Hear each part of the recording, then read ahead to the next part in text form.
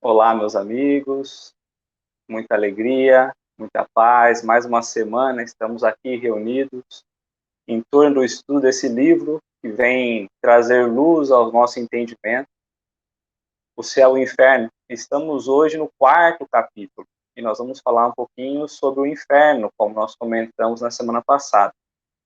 Trazendo um pouco a reflexão, nós fizemos o primeiro capítulo, ele trouxe a questão do nada e do porvir, onde abordava, então, a crença na existência do nada após a morte. Depois nós estudamos o medo da morte e o porquê nós não deveríamos temer a morte. Refletimos muito sobre as crenças que nos envolvem, quais os motivos que nos colocam diante do medo da morte ou da vida eterna, se assim podemos pensar. Na semana passada, trazendo a cronologia, falamos sobre o céu, as definições que nos trazem a respeito do céu, do seu entendimento.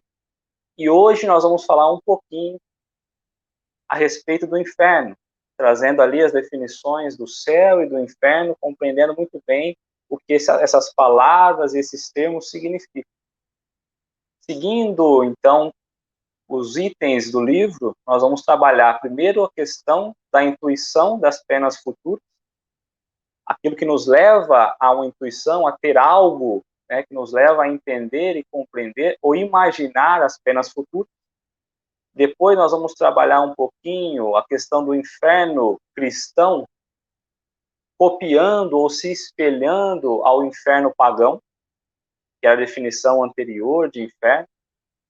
Vamos falar um pouquinho sobre os limbos, que é a questão intermediária entre o céu e o inferno. E aí nós vamos trazer um pouquinho a definição dos quadros descritivos tanto do inferno pagão como do inferno cristão.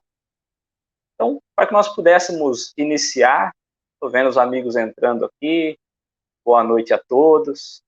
Então, para que nós pudéssemos iniciar, primeiro, valeria a pena buscar de onde vem essa palavra inferno, entender qual é a definição. E a palavra vem lá do latim infernum, que significa justamente profundeza. Se nós quisermos, então, trazer para a nossa interpretação, para dentro do quadro religioso, poderíamos dizer, então, que vai significar justamente algo inferior, algo que está abaixo, algum lugar inferior. Essa definição que nós devemos ter da palavra inferno. Então, por vezes, a palavra já nos assusta, mas quando nós olhamos o seu significado, é algo que está nas profundezas, é algo inferior, que está no interior de algo, abaixo. Então, não precisamos temer o significado do inferno. E se nós pensássemos, em relação à intuição, às penas futuras, todos os homens, desde o passado, sempre imaginaram e sempre pensaram no futuro. O que seria no pós-morte? Nós já conversamos sobre isso nos estudos anteriores. Mas uma questão aqui, olhando o aspecto do inferno, é que o homem ele imagina o seu futuro justamente relacionado às práticas que ele comete aqui. Se ele comete o bem, ele imagina receber algo bom. E se ele comete algum mal, ele imagina que ele será penalizado. Justamente porque ele traz como verdade as crenças que ele vive, os conhecimentos morais que ele possui, o que ele imagina ser certo. Então, a noção que nós tínhamos no passado de certo, com toda certeza, hoje já se aplica de forma diferente. Às vezes, algo lá de trás, quando ainda éramos mais jovens, nós defendíamos como sendo certo. Hoje, analisado, nós podemos compreender que talvez não é o certo. Nós estamos tanto à verdade, tão fechado, sem querer olhar os pontos de vista, que nós não compreendíamos que existia algo além. Então, a nossa crença nos leva a acreditar naquilo que nós vivemos. E essa foi a imagem.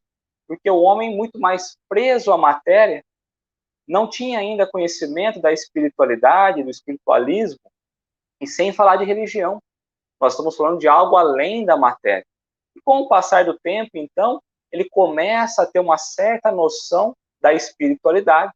E é aí, então, que ele começa a misturar, imaginar o seu futuro baseado em coisas materiais, as penas e os gozos futuros, baseado em coisas materiais e em situações espirituais. E com o passar do tempo, então, nessa mistura entre a vivência material e a intuição espiritual, é que ele começa a desenhar o céu e o inferno, trabalhando o céu como sendo aquilo que vai no alto, aquilo que representa as boas ações, e o inferno aquilo que está abaixo, representando as coisas ruins que ele havia cometido. É justamente da crença que surge, então, a definição de céu e de inferno. Lá atrás, nós tínhamos pouco conhecimento.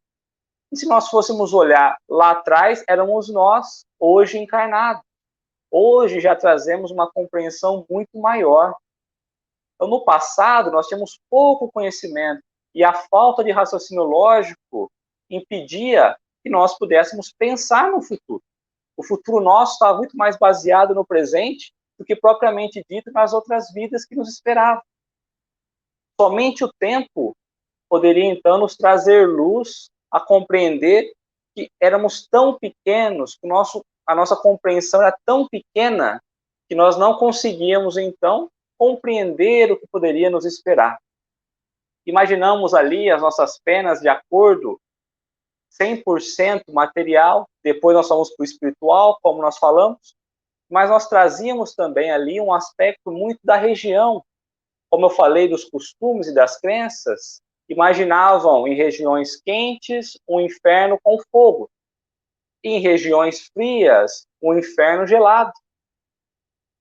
Por isso, tendo essa visão tanto material e espiritual, é que o inferno de todas as religiões meio que se igualam, meio que se assemelham um entre o outro.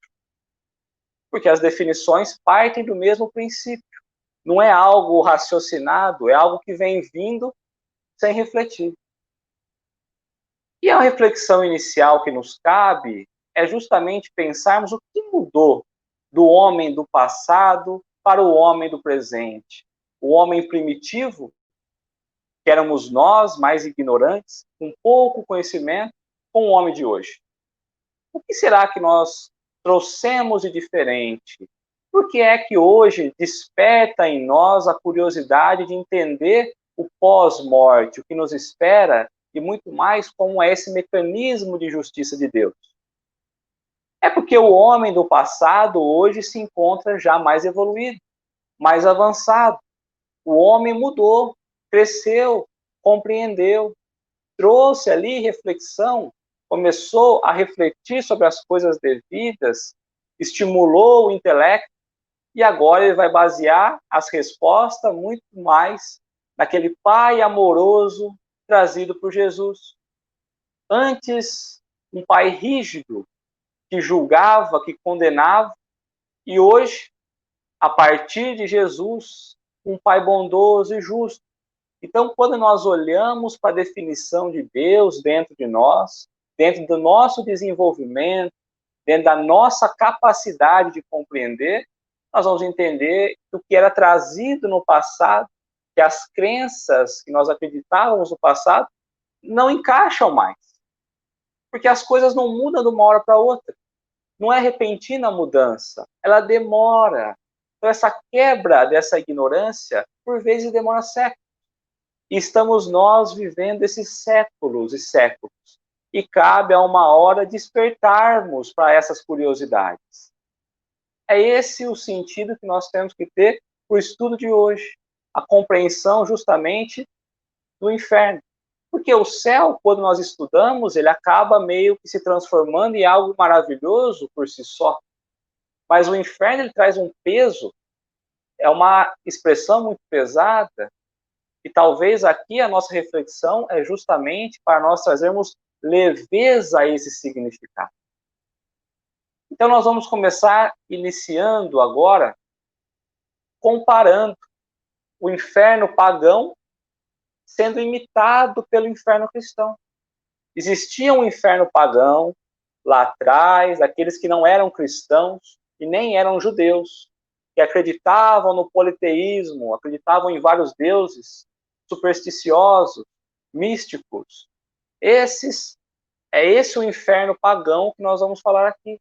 Inferno descrito e desenhado pelos profetas através de devaneios e filosofias, limitados. Mas é esse o inferno inicial, a base do inferno cristão. O inferno cristão vem e pega os conceitos do inferno pagão com penas individuais e trazem mais aprimorado para dentro do cristianismo.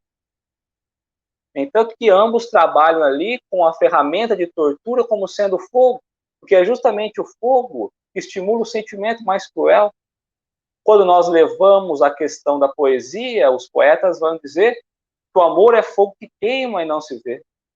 Então começamos a ver aqui que o fogo que nós imaginamos, que o cristianismo vem e copia do inferno pagão, desenhado pelos profetas, talvez não seja o sentido exato. Talvez não seja o sentido que nós imaginamos, um fogo que de fato queima, porque se ele queima, em algum momento, nós formamos em cinza e todo o processo finaliza. Mas vamos falar disso um pouco mais à frente. Alguns exemplos de castigos que nós encontrávamos no inferno pagão, por exemplo, era a expressão tomel de Danaides, onde uma das penas era justamente ficar alimentando um tonel com água, onde esse tonel tinha um buraco. Então, toda a água que colocava ali dentro vazava, mostrando a necessidade de praticarmos ali atividades e atitudes diariamente, repetitivas, a fim de podermos nos aperfeiçoar. Enquanto nós não deixássemos os nossos vícios, não deixássemos as nossas manias, não perdêssemos tempo com coisas banais, nós estaríamos nesse ciclo. Então, esse castigo estava imitando a vida material. A segunda é a roda de Ixion, onde colocavam um homem preso, né? Semideus, um deus preso a uma roda, para que ele pudesse, então, se conhecer através ali da tortura, que ele pudesse deixar de lado o egoísmo, começasse a dar valor para as coisas externas, exteriores, pudesse valorizar aquilo que vinha do alto, mas que ainda não compreendido. Assim como nós. Vejamos que os poetas, ao trazer a definição desses castigos, era muito mais baseado nas nossas faltas e nas nossas penas do que algo imaginado. Era algo que de fato acontecia. Um outro castigo, por exemplo, era o rochedo de Sísifo, onde éramos obrigados a praticar atividades ali exaustivas, repetitivas e exaustivas, como quem quisera dizer que nós não temos escolha, que as escolhas vinham de Deus, ou dos deuses, porque era justamente nos deuses que o inferno pagão acreditava. E aí nós vamos cair, então, dentro dessas definições, o cristianismo vem e transforma aquele inferno antes individual, antes expressando as faltas do dia a dia, e um inferno muito mais cruel. As penas que antes eram individuais, a cada um de acordo com os erros que havia cometido, com as faltas que ainda cometia, ele vai trazer para as penas coletivas. Os famosos caldeirões ferventes para todos, onde todos seriam colocados no fogo do inferno, a fim de que pudesse queimar. Diferente ali do inferno pagão, o inferno cristão se deleitava pelos suplícios dos alheios. Ficavam felizes pelos suplícios dos alheios. Vejamos nós uma definição de São Tomás Aquino. Ele vai dizer justamente isso. Era essa definição que tínhamos no passado. E é essa definição que, por vezes, trazemos ainda dentro dos nossos conceitos e preceitos, das nossas crenças religiosas. São Tomás de Aquino diz o seguinte: os bem-aventurados, ou seja, os eleitos, escolhidos, aqueles que já estão no céu, sem deixarem o lugar que ocupam, sem deixar o céu, poderiam afastar-se de certo modo, em razão do seu dom de inteligência e da vista distinta. Ou seja, poderia tomar uma distância, se afastar para observar melhor a fim de considerarem as torturas dos condenados, a fim de olhar, então, as torturas dos condenados, e vendo não somente, serão insensíveis às dores, e vendo todo o sofrimento, seriam insensíveis. Tanto faz, não traria ali nenhuma pena, nada disso, mas até ficariam repletos de alegria e renderão graças a Deus por sua própria felicidade. Não ficariam felizes por ver o estado que os condenados, que somos nós, estariam.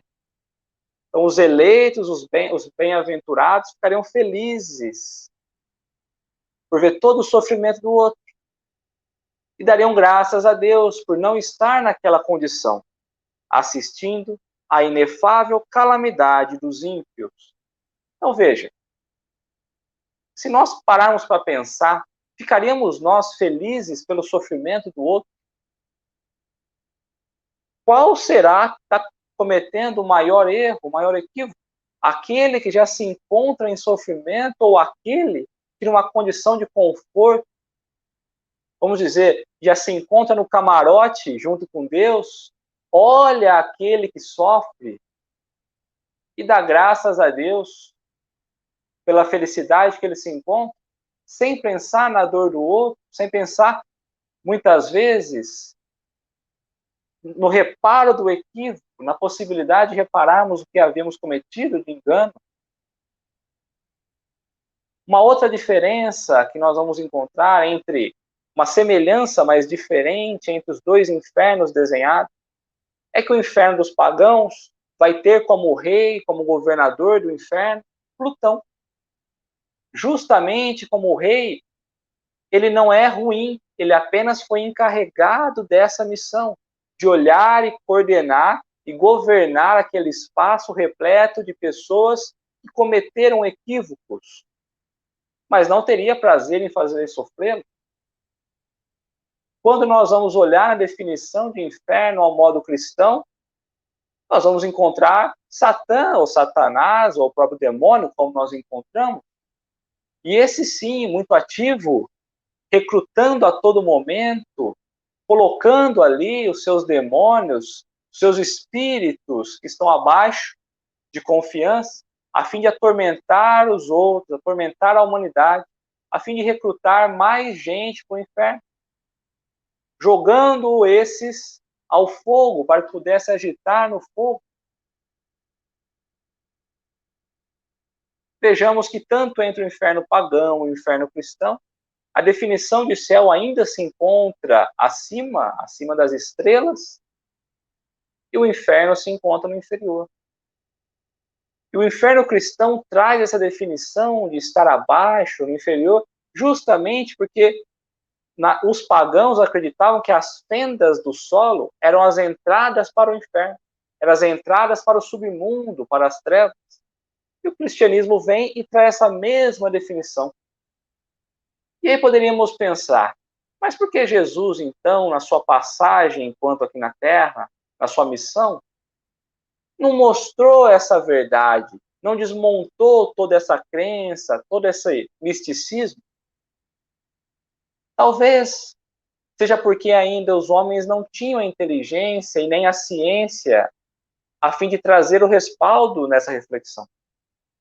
Se ele falasse, talvez, passaria despercebido, ainda não era o momento. Ele preferiu exemplificar sobre a vida futura, sobre as bem-aventuranças, sobre os castigos, sim, sobre os culpados, sim, mas jamais colocou castigos físicos, jamais colocou penas eternas. Esse conceito vem se consolidando justamente com o tempo, mostrando que isso não é coisa de Deus, que isso não é um ensinamento de Jesus, porque Jesus em momento algum estipulou um inferno, um local de penas eternas, ainda mais físico, porque aonde estaria isso? Como conseguiria habitar tantos seres malignos assim? E foi justamente a capacidade intelectual avançada da humanidade que veio trazendo então esses questionamentos. Questionávamos e olhávamos ali para a crença e não nos encontrávamos. como nós não tínhamos novas respostas, preferimos nós, então, partir para o materialismo, para a incredulidade. Passamos a não acreditar nessas expressões e muitas vezes nos afastamos das religiões por ela não expressar, por ela não saciar os nossos desejos de compreensão.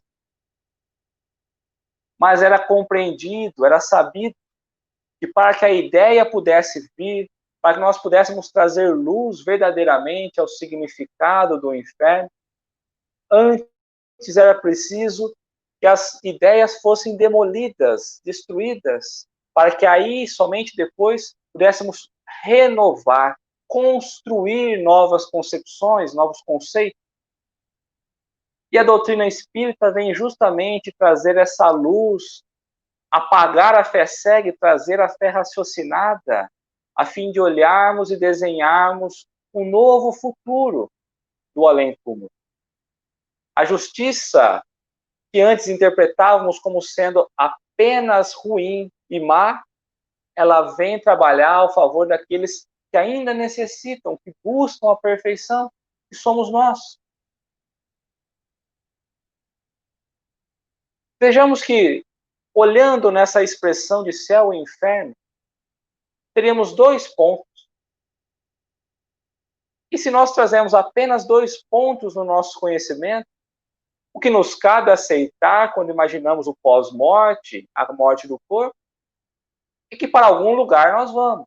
Se nós compreendemos apenas 2 locais, precisamos escolher entre o céu e o inferno.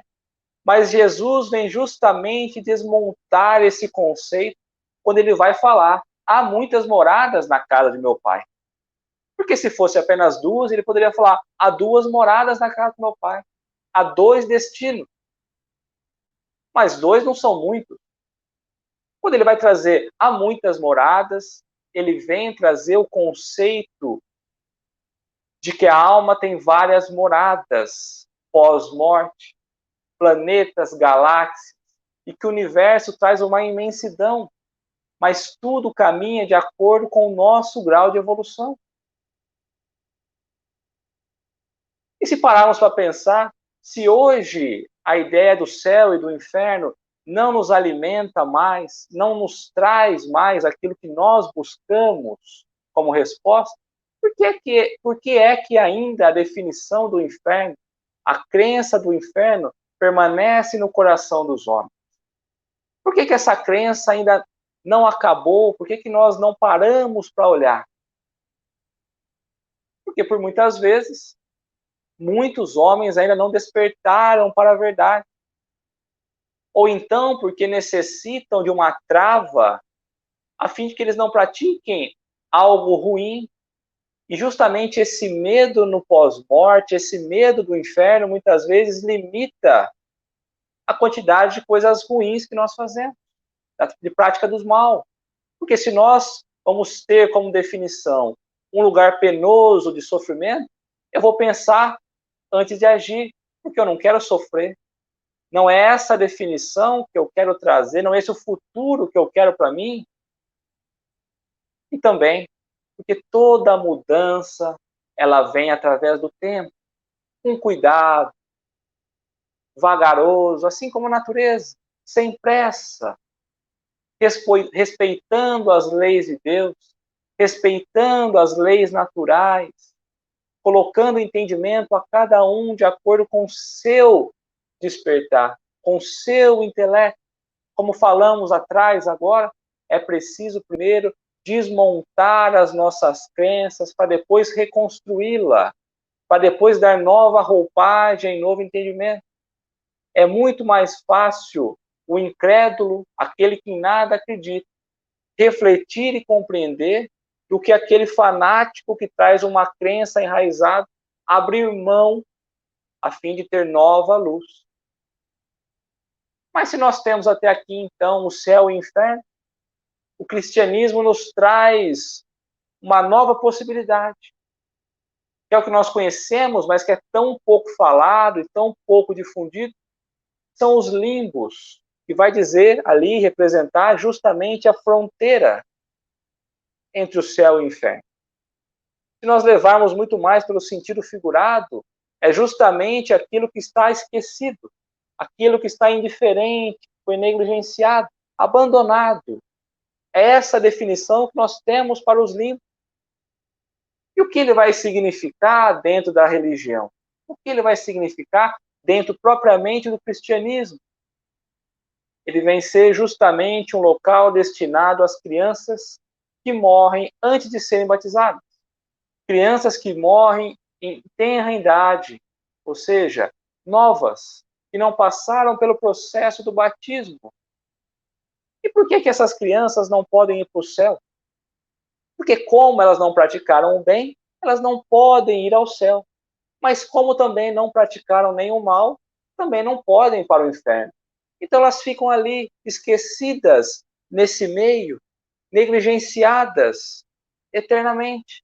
É um suplício eterno, porque dali elas não saem, não evoluem. Contrassenso, injustiça divina. Se eu não pratiquei nenhum mal, talvez eu tenha já evitado, eu poderia alcançar então o reino de Deus. E a mesma definição nós vamos ter para os selvagens, ou melhor dizendo, para aqueles que não têm compreensão da religião, aqueles que não foram batizados, os ignorantes, que não têm conhecimento, também vão para o limbo. Mas será que esses não estariam necessitados de passar pela lei de causa e efeito? Será que esses estariam isentos da lei de causa e efeito? Apenas pela ignorância? Jesus vem também e nos traz a cada um segundo a sua obra. Como quem quer dizer que depende daquilo que nós fazemos, de bom ou de mal, aí sim nós estaremos predestinados. Que as nossas obras nos possibilitará, então, entrar no reino de Deus ou não. E o reino de Deus aqui não é físico, não é material, é condicional espiritual, intelecto. É justamente a questão vibratória que me é colocada. E a reflexão que nos fica, que se o espírito, se o indivíduo não cometeu nenhum pecado mortal, como ele poderia ser privado, então, da presença de Deus? Como ele poderia, então, não receber as bênçãos do alto? Para isso, Kardec vai nos orientar e vai nos trazer que a lei universal ela é igual para todos, e todos estão sujeitos à aplicação da justiça de Deus. Como temos nós a vida imortal, como acreditamos nós na reencarnação, todos nós passaremos pela justiça divina. Todos nós estamos aplicados à mesma lei. Tanto importa se deixamos o corpo carnal quando crianças, ou se no final da idade, velhos, tanto faz. Porque a vida não é o agora. O hoje é apenas a consequência do passado e hoje estamos nós projetando o futuro. E aí poderíamos pensar, mas qual é então o verdadeiro quadro desenhado pelo inferno pagão? Trazendo de novo esse entendimento a fim de que possamos pensar, o que desenha então verdadeiramente esse inferno pagão? O inferno pagão se limita muito ao nosso entendimento, porque como nós falamos, ele vem justamente das narrativas poéticas. E a poesia limita muito a forma, impõe muito a forma, dificulta a compreensão. Mas é nítido que ele vai trazer justamente as penas individuais, ou seja, as penas são para você. Cometeu o bem ou cometeu o mal, a cada um cabe isso.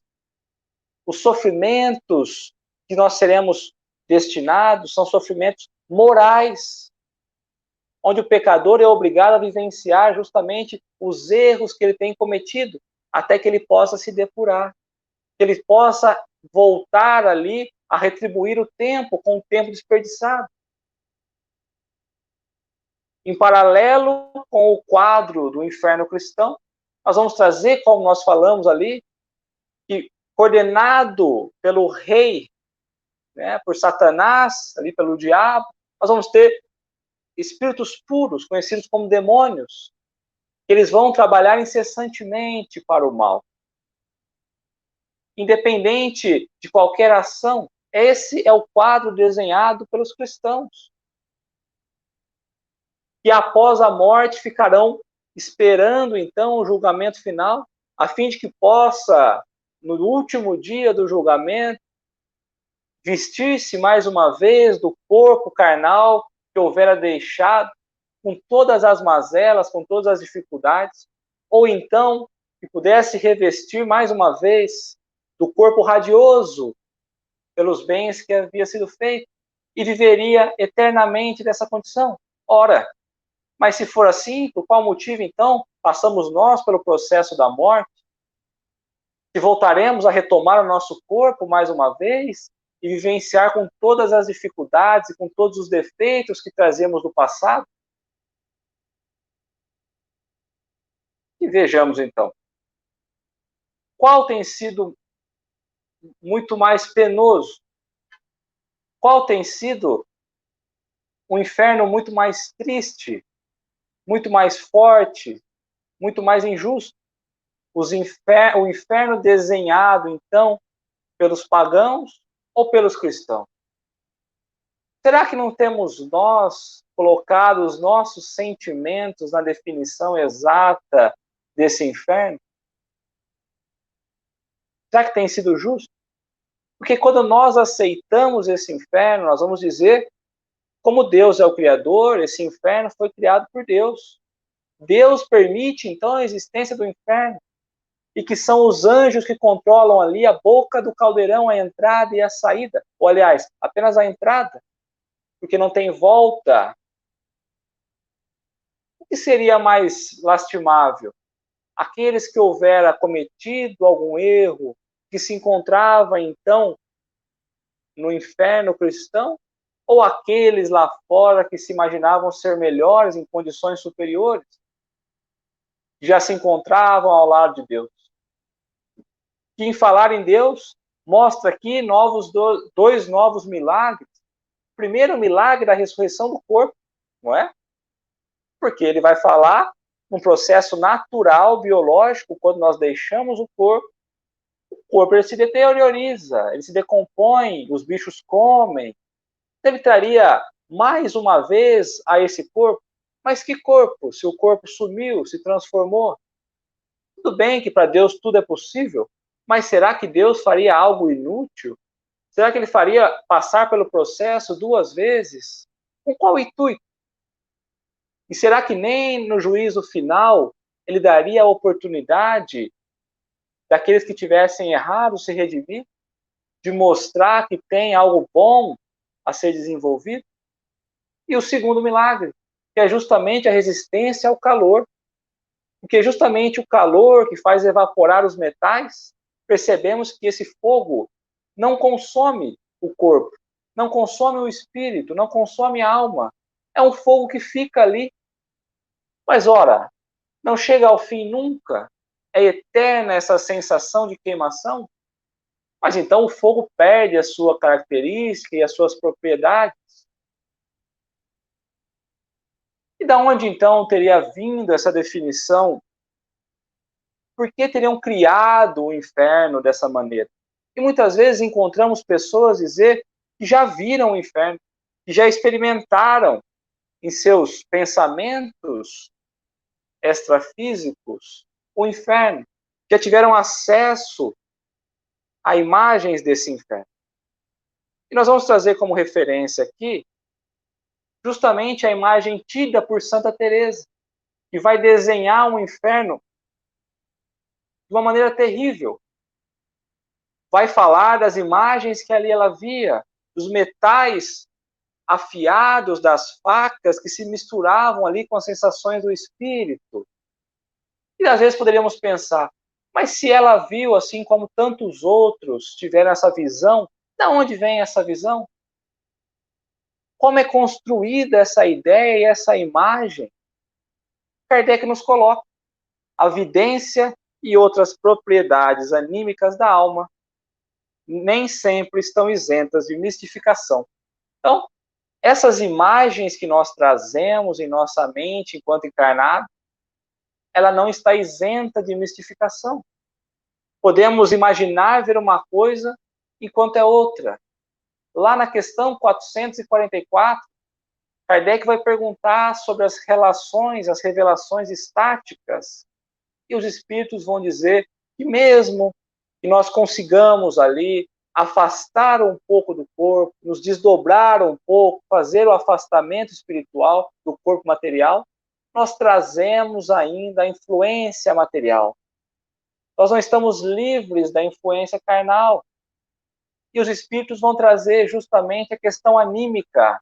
E tudo aquilo que nós estudamos, tudo aquilo que nós trazemos como verdade, é colocado impresso dentro de nós, estimulados ali na consciência. E quando nós queremos muito descobrir algo além, algo que não está nas nossas permissões, nós estamos aptos a receber influências, mistificações, porque é preciso ter um limite entre o que é permitido e o que não é. Mas o alto nos dá ali a possibilidade de refletir, de buscar, de compreender de outras formas. Quando nós buscamos nos elevar a fim de compreender, nós entendemos da forma adequada.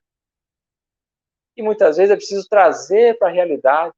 Será que, colocado na balança da justiça, da consciência, que é a voz de Deus interna, estamos nós no caminho correto? Hoje, quando nós olhamos para dentro da igreja cristã, quando nós olhamos para os cristãos, hoje alguns já compreendem que esse inferno desenhado e que esse céu desenhado nada tem a mais do que de alegorias.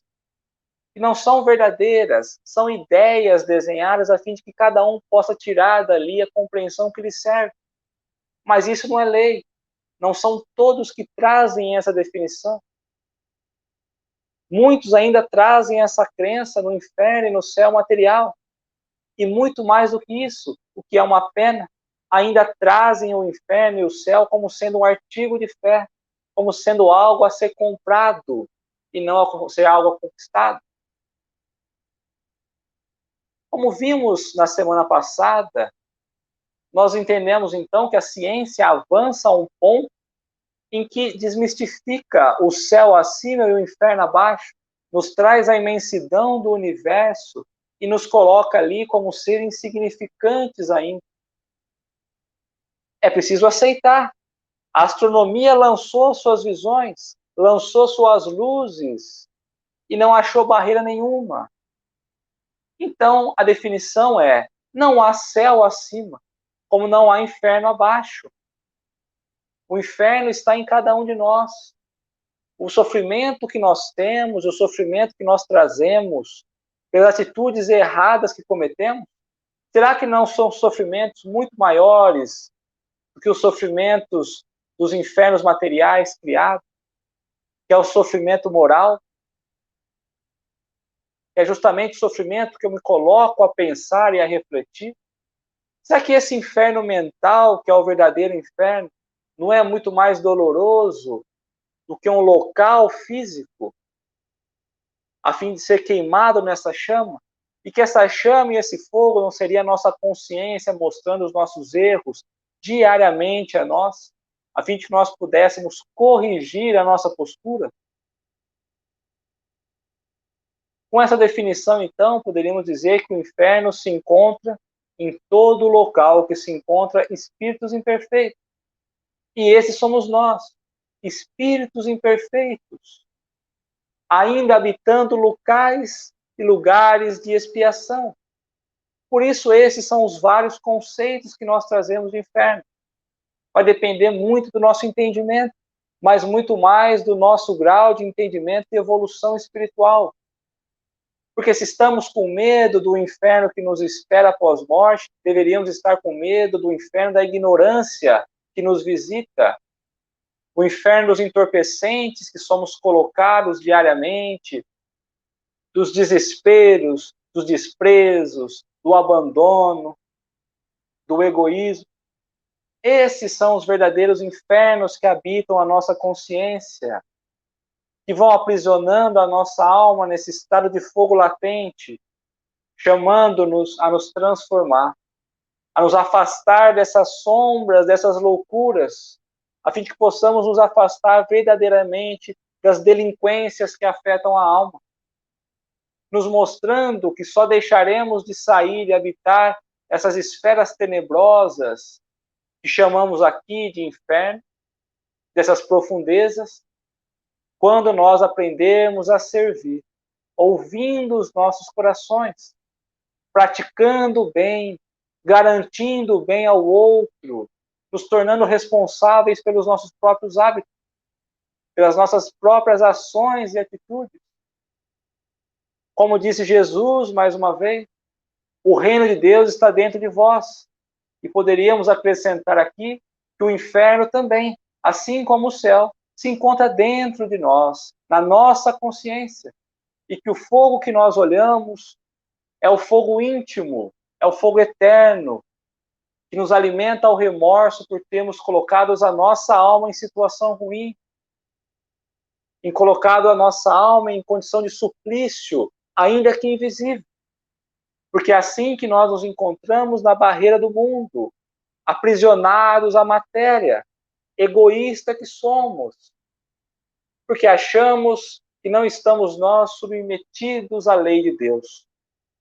Esquecemos que, da mesma maneira que ferimos a lei, com a mesma maneira que ferimos o outro, seremos feridos da mesma maneira com os mesmos golpes. E aqui cabe, então, a condição de inferno. Se nós estamos fazendo o inferno na lei divina, estamos nós fazendo o inferno à vida do outro, estamos nós submetidos a esse mesmo inferno. Por isso, irmão, que possamos aceitar as oportunidades que a Terra tem nos dado, aceitar as existências que Deus tem nos permitido, que possamos aprender a administrar os nossos bens, administrar a nossa bondade, porque o nosso destino está muito mais nas nossas mãos do que no local físico. Aliás, local físico não existe, a não ser esse que nos encontramos hoje, a fim de trabalhar e progredir. É dado a nós a semente divina, mas é preciso estarmos abertos para receber esse ensinamento. É preciso cultivar a terra que nos foi confiada. Porque por vezes esquecemos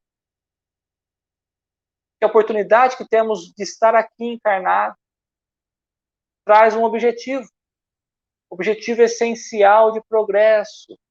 Qual tem sido o objetivo despertado por mim nas minhas relações? Tenho compreendido que, de fato, eu tenho um caminho a ser seguido e que eu preciso cumprir essas etapas? Que o alto tem nos dado o caminho exato, a luz exata, mas cabe a nós traçarmos o nosso caminho de paz, de bem, de amor. Temos nós praticado a comunhão com Deus dentro dos nossos atos? Temos confiado no alto da maneira como Ele tem nos pedido? E muito acima disso, se pudéssemos olhar agora, compreender e sentir a energia que nos envolve, estaríamos nós muito mais envolvidos dos céus, pelas bênçãos de Deus, do que do inferno, que se encontra afastado da luz. O grande problema é que buscamos nós, nas ações diárias, as trevas. Buscamos nós muito mais aquilo que nos tira do caminho da luz. Então somos nós responsáveis pelo nosso destino e pelo inferno mental que nós nos colocamos. Reflitamos. Chegamos ao fim, então, do estudo desse capítulo 4. Trabalhamos a questão do inferno, trazendo ali a reflexão, nos colocando que o inferno é psíquico, é moral, é mental e espiritual, que não existe um local físico, assim como o céu. Mas que pela bondade e pela justiça divina estamos nós diante da terra a ser arada, da terra a ser semeada, então que possamos pegar de fato as enxadas e trabalhar, sem medo, porque o caminho é progresso. Já sabemos que regredir não regredimos. Como quem diz, o inferno é o que estamos vivendo hoje. O nosso trabalho vai nos propiciar a entrada no céu. semana que vem nós vamos trabalhar sobre o purgatório. E agora, então, que nós desenhamos aqui, refletimos sobre o céu, cabe nós, a semana que vem, falar sobre o purgatório. Falamos do céu e do inferno, e agora sobre o purgatório. E nós vamos vendo que dentro desses pensamentos que nós vamos trazendo nesse estudo, a morte ela vai perdendo o sentido de medo. Nós vamos trazendo uma simplicidade para a morte. Porque não é como nós imaginávamos lá atrás, é muito mais simples. Esse processo, o progresso individual, o processo de encarnação, a vivência, a convivência, vai nos dando segurança, confiança. Então, o medo fica distante. É esse o intuito desse estudo, possamos perder o medo do pós-morte, porque quando nós nos colocamos a refletir, a pensar, nós vamos vendo que tudo que nós acreditamos, na verdade, não existe. É muito mais simples. Um grande abraço a todos. Olhando, acho que não tem nenhuma questão, nenhuma pergunta, né? Um grande abraço a todos, que possamos nos revestir de coragem, possamos sentir o alto nos trazendo o consolo, o conforto, as esperanças que nos são necessárias, que tenhamos uma semana repleta de paz, de amor e harmonia. Fiquem com Deus.